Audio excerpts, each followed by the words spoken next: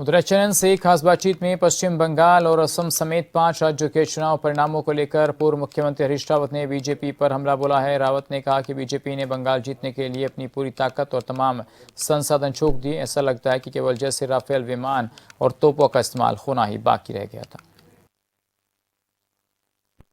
पश्चिम बंगाल के अंदर आए नतीजों ने एक बार फिर से विपक्ष को चौंका दिया है। ऐसे में सवाल ये खड़ा होता है कि आने वाले चुनावों में भी, जो कि उत्तराखंड के अंदर होने हैं, उत्तर प्रदेश के अंदर होने और साथ साथ कई राज्यों में होने हैं, क्या ऐसे में एक बार फिर से भाजपा सरकार विपक्ष पर भारी पड़ेगी? और क्या इंडिया गठबंधन जो है केवल एक नाम बनकर रह गया है? क्योंकि जिस तरीके से पश्चिम बंगाल के अंदर ममता बनर्जी ने अकेले चुनाव लड़ा है, उसमें यह सामने आता है कहीं ना कहीं इंडिया गठबंधन के अंदर जो फूट है वो विपक्ष के लिए एक हार का कारण बनी हुई है। इसी पर बातचीत करने के लिए खुद मेरे साथ उत्तराखंड के पूर्व मुख्यमंत्री हरीश रावत जी हैं। इनसे बातचीत करेंगे। हरीश रावत जी, क्या कहेंगे आज पश्चिम बंगाल का और असम का जो नतीजा आया है, क्या उसके बाद आपको लगता है कि ममता बनर्जी को कांग्रेस के साथ गठबंधन कर लेना चाहिए था, जिसके बाद हो सकता है नतीजों में कुछ बदलाव आ सकते थे? निश्चित तौर पर करना चाहिए था। सुश्री ममता जी की ये जिद थी और उस जिद का दुष्परिणाम है।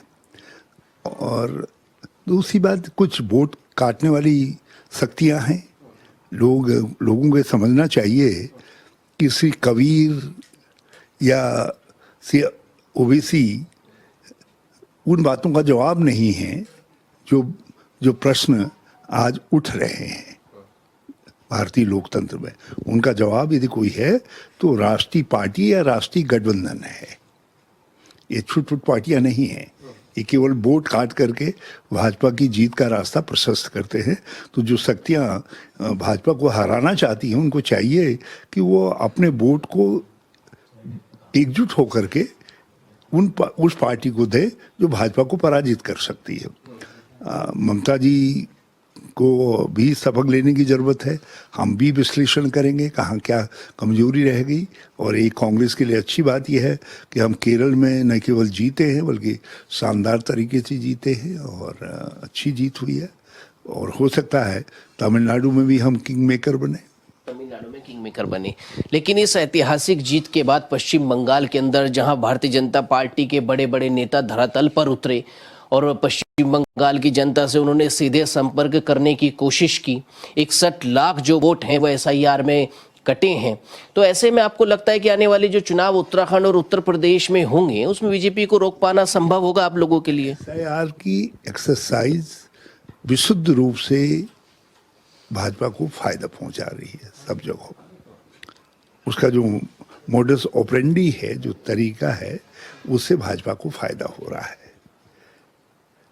अब वो अपनी निष्पक्षता के लिए इलेक्शन कमीशन को कुछ कदम उठाने चाहिए।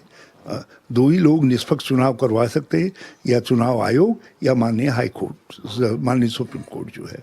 तो ये दोनों को सुनिश्चित करना है कि उत्तराखंड में या दूसरी जगह वो चीज़ न हो जो बंगाल में देखने को आई।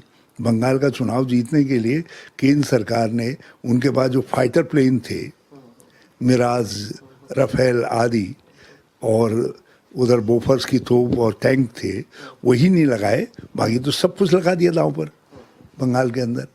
तो ये लोकतंत्र के अंदर शक्ति का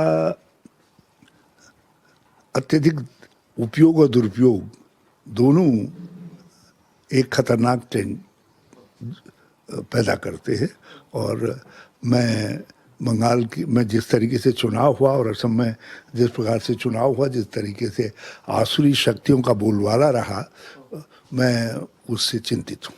लगता है कि इस चुनाव के बाद, पश्चिम बंगाल की बीजेपी की जीत के बाद, और केरल में खैर कांग्रेस जीती है, तो उत्तराखंड की जनता को कांग्रेस ये समझाने में सफल हो पाएगी कि इस बार परिवर्तन होना चाहिए उत्तराखंड के अंदर? बिल्कुल हम समझाएंगे। एक तरफ आप ये कह रहे हैं कि भाई विजन मुक्त है इंडिया गठबंधन, अभी विजन नहीं है। केरल की जनता ने रास्ता दिखाया है ना परिवर्तन का, और उत्तराखंड के कांग्रेस जनों को भी जिस तरीके से केरल के कांग्रेस जन परिवर्तन लाए हैं, हमको भी परिवर्तन लाना चाहिए। और हम यहाँ ऐसी शक्तियाँ, ऐसी ताकतें हैं जो भाजपा के विरोध में हैं इधर उधर, उन सबको एकजुट करने का काम करेंगे।